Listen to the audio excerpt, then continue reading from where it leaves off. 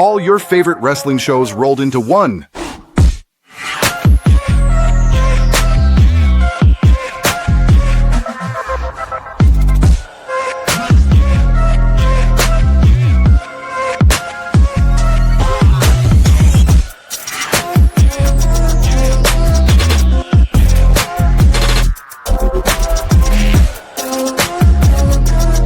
Welcome to the WeBook It podcast. Let's start the show. Good Monday evening, everybody, and welcome to another edition of Monday Night Raw Dog. I am your host, Coach, and I am joined once more by my esteemed colleague and one of the best producers in the game, in the podcasting world, that is Big Daddy C. Oh, and I also forgot to mention, he's not only a great podcaster, he's also one hell of a football coach as well, especially in NCAA 26, leading the UIS Prairie Stars into the playoffs. See, how you doing tonight, man? Doing good, man. You know, it's ready to talk some wrestling. But yes, UIS, we made it to the playoffs. It was a rocky first half of the season, but I figured everything out and how to utilize the defense and the offense, and things got rolling. And we had some good ranked wins. We beat Notre Dame. We beat Pittsburgh. We actually won those ranked games on the road. We beat Pittsburgh on the road. They were undefeated, 6-0, so they faced us. And then we beat Notre Dame, who was 9-1 at the time. We went into Notre Dame and destroyed them. And then we had to get our rematch against Clemson. They torched us on the road. So basically, they were at home and they torched us the last time. And we came back, knocked the boys out of the water in the ACC championship, and now we made it to number 3 to get that first round bye. And so we were playing Georgia in that second round. It's gonna be pretty rough. I believe this was gonna be the Cotton Bowl, so it's gonna be one of those ones.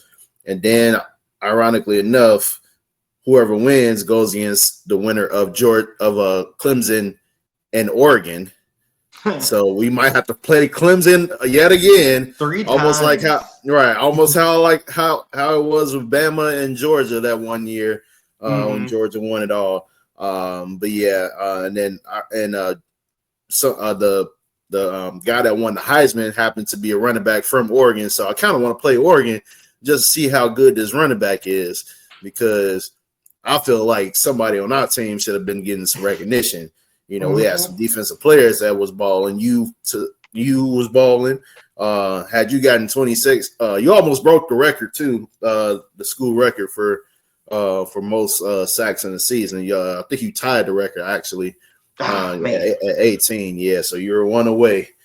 But yeah, let's talk some wrestling. You know, had a good show tonight for the most part. So let's get into it.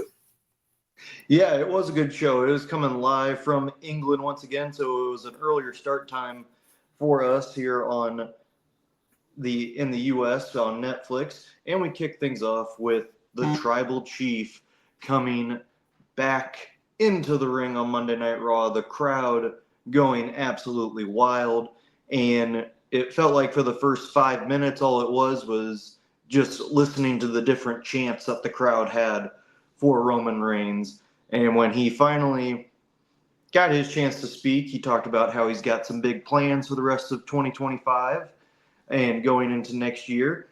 He said he admitted he was not the same guy that he used to be when he was the tribal chief of the bloodline, but he said that's okay. He's reinventing himself, and that he was proud of Jey Uso for all the accomplishments that he's had, which is kind of a different characteristic that we haven't really seen from Roman in a long time. So that was a nice change of pace. Then Paul Heyman and Bronson Reed come on out. They taunt Reigns for a little bit, and they, it kind of overstayed its welcome, did the segment, but what kind of saved it was Reigns and Reed both brawling to into the crowd and ending the segment on a very high note. So it was 20 minutes worth. I think it could have been shortened into about a 10-minute segment. I know the crowd being hype probably extended it a little bit longer than they wanted, but that's going to happen when you have international crowds. They love their wrestling. See, what do you think of this opening segment?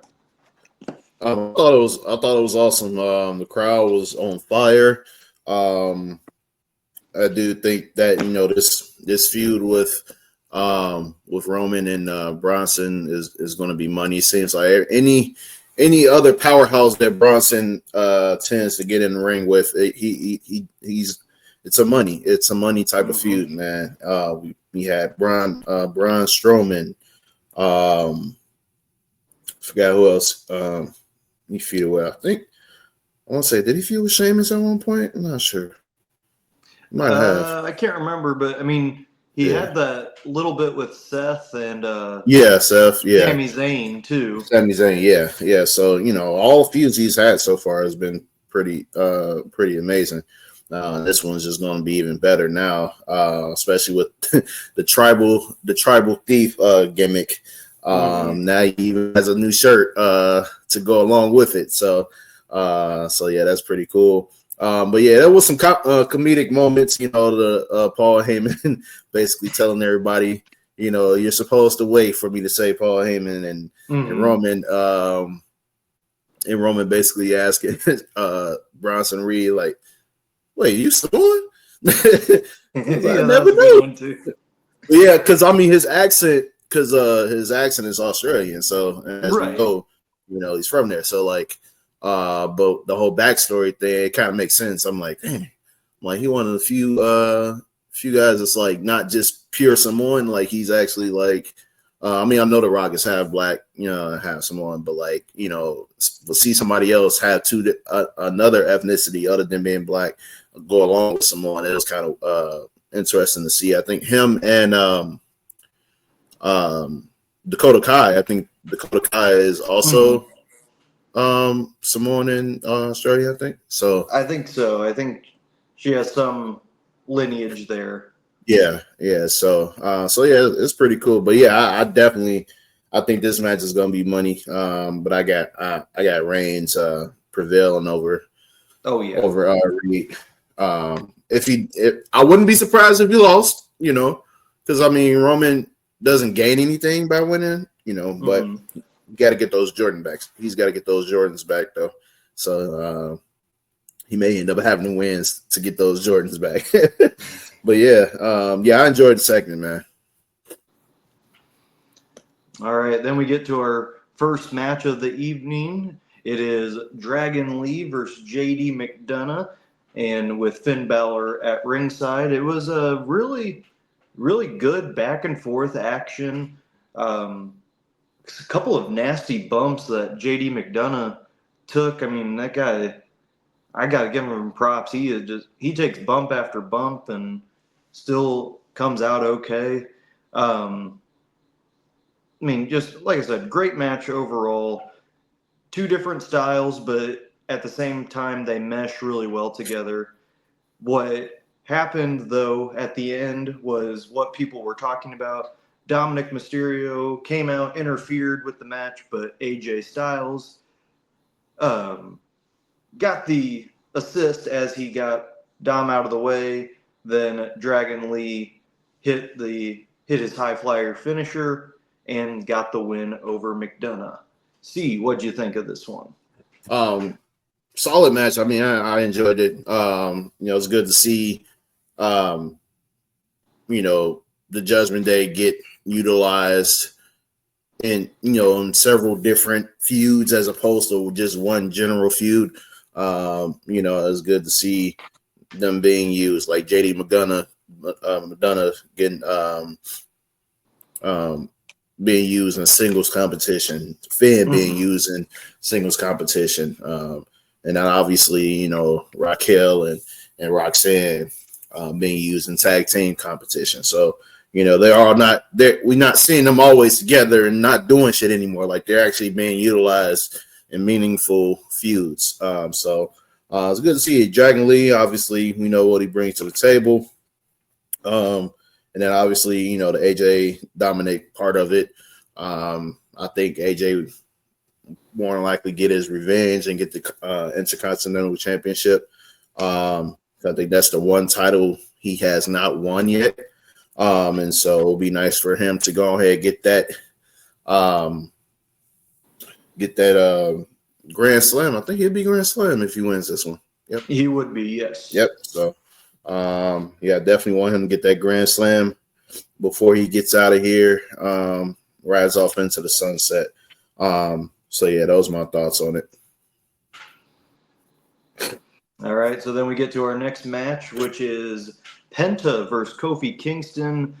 Kingston looking to get some revenge for his tag team partner, Xavier Woods, after Penta beat him last week. Penta took control early, then Kofi got his offense in. It was not bad.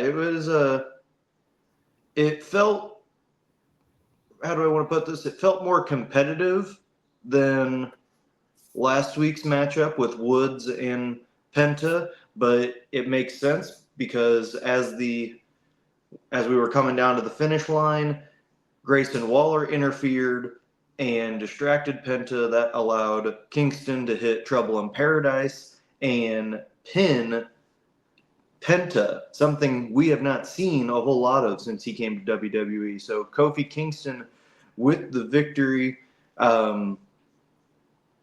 It was a shock, but I said this on Friday night SmackDowns, hoedown, lowdown, bringing around town with Virgil. I like the upsets. The upsets kind of add to that unpredictability that WWE's kind of been missing recently, and this was a good start. I think we're heading in the right direction. We had Piper Niven beating Charlotte. Now we got Kofi beating Penta. I'm liking these upsets. Let's keep it going with that. Also, shout out to Xavier Woods for wearing a neck brace, really selling the injury, because everyone knows that he's just faking that. He's going to be okay. But but yeah, good match overall. Steve, what did you think of this one? Yeah, I agree. Good match. It's good to see Kofi pick up a win. Good quality win against Penta. Like you said, unpredictable wins are nice every now and then, because it tends to get boring when the heels win all the time. Same thing with not the heels, but the baby faces. Mm-hmm. It's boring after a while, especially on the main show. It's different if it's a pay-per-view, but but like you don't want the faces always winning, because now it just makes it a lot more predictable as it was going to happen on pay-per-view or PLE. We know the whole rule. Whoever gets the last momentum going into the PLE is more likely to lose that match, or they end up on the show. They end up not coming out of the match, favorable. Right. Yeah. So, like I said, it's good to see. I don't know where, what's, like I said, what is the end game for Kofi and Woods? I don't know. I guess I feel like it's the R-Truth, approach, but like at least they are younger and they can still do their thing in the ring. So like they, they can eventually, go after some tag team championships again. Once they get out of this whole feud, because I don't know what the end game is for this one, but they're bringing some comedy nonetheless. So all respect to the New Day for sure. But yeah, that's all I got to say about it. All right, we get to our next segment, which is Becky Lynch coming out into the ring for her usual promo of trash talking whatever town she is in, only for her to be cut off by Nikki Bella. As they traded shots, trash talking, it was eventually Nikki Bella goaded Becky into giving her a match for the Women's Intercontinental Championship, and they make it official. So Becky Lynch versus Nikki Bella for the Women's IC title will be at Clash in Paris. Nothing crazy about this segment. It did its job to move the storyline. That's about all I have for this. See, what are your thoughts? Yeah, I ain't got much to add. Long as Becky wins at Clash, I'm good. I'm not trying to see Nikki Bella win any more gold. Yeah, so that's all I gotta say on that one. All right, then we get to our next match, which is Rhea Ripley versus Roxanne Perez. Now, we were under the assumption this was going to be a winner advances to face Stephanie Vicaire at Clash in Paris, but we'll get an update on that later on in the show. As this match was just a straight one-on-one match, obviously Raquel Rodriguez at ringside for Roxanne Perez, using Rodriguez as a distraction for the most part. But Perez was really targeting Rhea Ripley's knee and was going after that injured body part. Then Ripley, as she normally does, makes her comeback and was able to get the win. But after the match was over, Rodriguez and Perez started double teaming Rhea Ripley until Io Sky came out and made the save. And what happened afterwards, as Io and Rhea were talking, Asuka came in and was furious with Io Sky, and we are slowly planting that seed of tension between those two, and eventually we're going to get that Io versus Asuka match. Don't know when it's going to happen, but I'm loving the build that they're getting to it. But as for the match overall, it was a pretty solid match. Nothing too memorable for it, but that's not always a bad thing. See, what'd you think of the two ladies in the ring? I ain't gonna lie, this was a piss break. this one was a piss break. Man, I don't know, man. I don't know. Raw has been, like I said, it was an action-packed show tonight. Don't get me wrong, but like as it pertains to that particular situation, it's just like I'm kind of over it, man. I just wanted, I want them to advance this as fast as possible so we can get to what I don't like them continuously dragging this out. If y'all just give us what we need. We need Io versus Asuka. Go ahead and get that feud going. And no more of this heartfelt, oh, I don't know what to do, I'm so torn in between the two. No, we don't need that. We've been down that road too many times before. It is like one of the most recycled storylines you could ever have, whether it's for a woman or a male or a man. I'm sick of it. We just need to go ahead and speed this thing up so we can get a fire ass match between Io and Asuka, and that will be that. Fair point indeed. So before we get to the next segment, there was a brief announcement backstage with Adam Pearce and Stephanie Vicaire. So they have not figured out who Stephanie is going to face at Clash in Paris for the women's world title. So she is no longer on the card. That match is no longer on the card for Clash in Paris. They are moving it to another day, which I don't know why, but that is that. Yeah, I don't think that video got uploaded to YouTube. So, because I was watching I was catching up on YouTube, but yeah, that kind of pisses me off, honestly. Yeah, I know I know the pregnancy kind of threw everything into loop. I get it.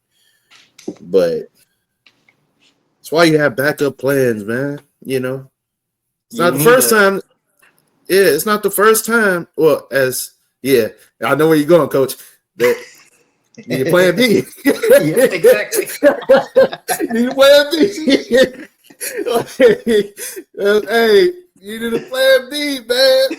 You know, so hey, look, when it comes to me and Coach, this is why me and Coach on this show, it works better than any other combination because me and Coach be on the same wavelength all the time. I knew exactly where he was about to go the moment I mentioned pregnancy and having a backup plan. But nevertheless, because I mean, we've seen it happen with Becky, and you know, it was easier then because they had Asuka there who had just won the Money in the Bank. She's gonna cash in on her anyway, so it just made sense to go ahead, just transfer the briefcase for the championship.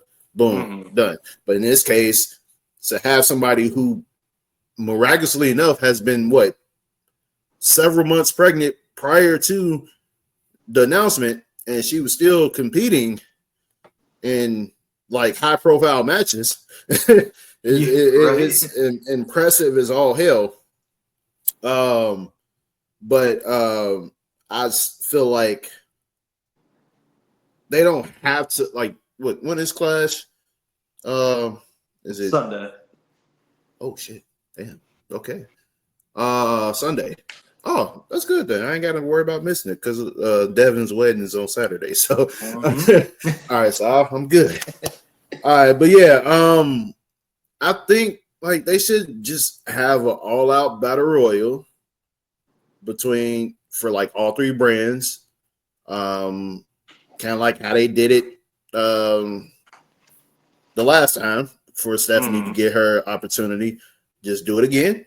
And shoot, they could have had it on SmackDown or whatever, or have it to where you get one opponent for make it a fatal four-way. Have one more person from Raw, one person from NXT, and then one person for SmackDown. Just do a little short battle royal, or not. It ain't got to be short, but just have a battle royal for each show to determine that one of the other three spots, and then you have a fatal four-way at Clash with a vacant title. They could have did that. Yeah. But I don't.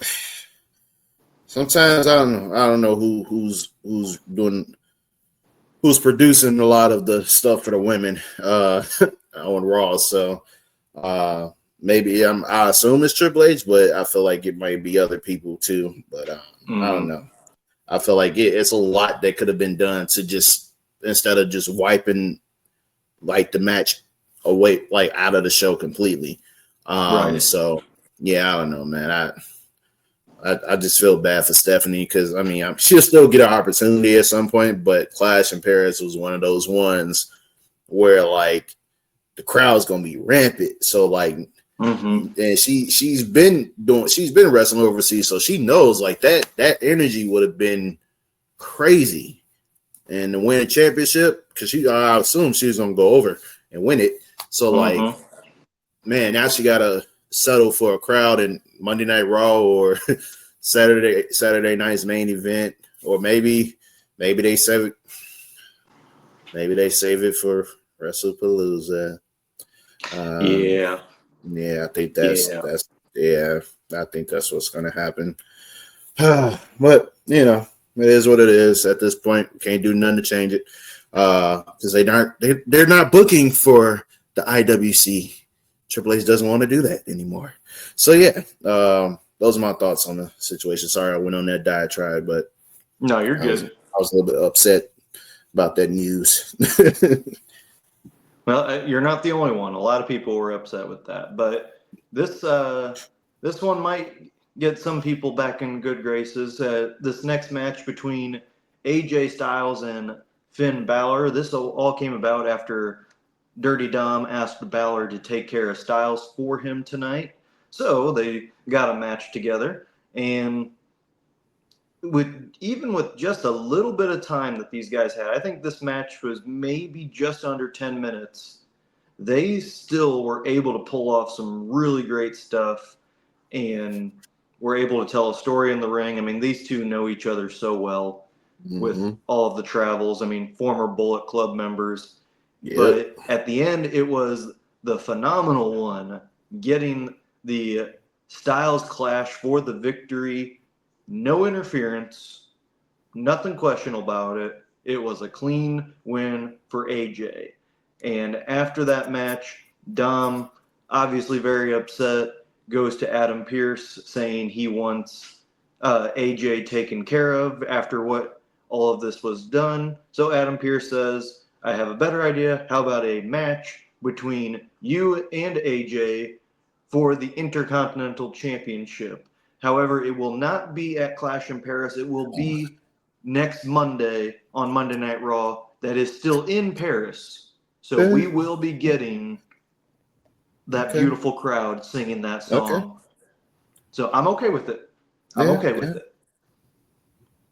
As long as it's happening in Paris still, we're good. Yeah. Yeah, okay. All right, I can see that. I can see that taking place. Yeah, I mean the match itself, fan, like you said, you these guys know each other all the way back to New Japan days, Bullet Club. They've had their fair share of matches, over the last few years or so. The chemistry is just over the top. And so I was glad to see this type of match on Monday Night Raw. Hell, it could have been a main event, honestly, even with the amount of time that they had. It's definitely seeing these two vets do what they do is always a treat. So yeah, I'm glad to see that AJ is getting another shot at the championship. And so I believe, like I said, I believe he'll get the victory this time around. I would not be surprised if Finn Balor turns on Dom at some point, because they tease it so many times, but I feel like at some point it's got to happen. So I don't know if it happens next Monday, but we shall see. All right, so then we go to our main event, which is Braun Breaker versus LA Knight. But before Breaker goes to make his entrance, Roman Reigns comes out of nowhere and starts beating the crap out of Braun Breaker, hindering him for a little bit for the match, to which LA Knight takes advantage of it. But then Breaker started getting his momentum, and as Knight was trying to recover, he was hit from a Frankensteiner once again from Breaker, which I love that move when he does that. It's so smooth and it looks so dangerous. It probably is dangerous at the same time, but man, he pulls it off so well. Either way, after that, LA Knight starts to get his momentum going, and he is getting ready to hit the BFT, only for Seth Rollins to show up and distract LA Knight.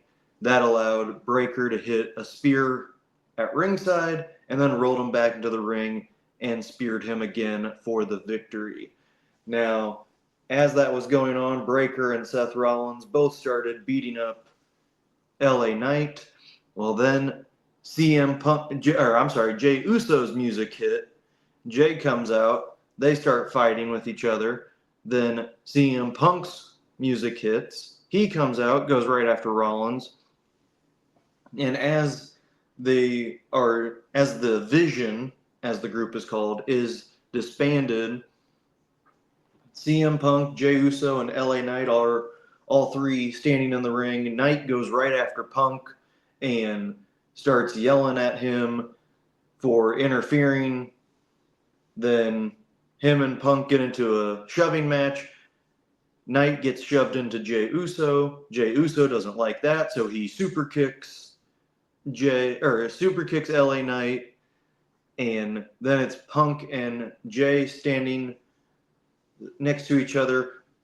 But then Jey Uso, after taking the advice of Roman Reigns saying don't trust CM Punk, he then super kicks CM Punk on the ground, and Seth Rollins is there laughing as his competitors start beating each other up. But Jey Uso is standing tall. That means he is eating the pin on Sunday. Yeah, that was the main event. I mean, it was a really solid one, a solid show overall. I don't think anything too memorable about it, but sometimes it's not a bad thing. Sometimes we just need a solid show, and I think that was what we got tonight. Hopefully, leading up to a really good PLE in Clash in Paris. See you. Thoughts on the main event and final thoughts of Monday Night Raw. On the main event, I did see like I said, the segment beforehand. Roman basically brawling with basically attacking Reed and Braun Breaker, and then LA Knight coming out of nowhere to join the fun.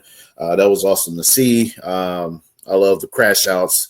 I always love the crash outs backstage. It's awesome. It always gives me flashbacks to the old days, attitude era, ruthless aggression. And then we got the match itself. It was great to see. Bronson Reed and LA Knight showcase in the main event. To go along with that, the aftermath was chaos. As always, just a lot of people. I including myself, we talked about, the repetitive outcomes each week when the show ends.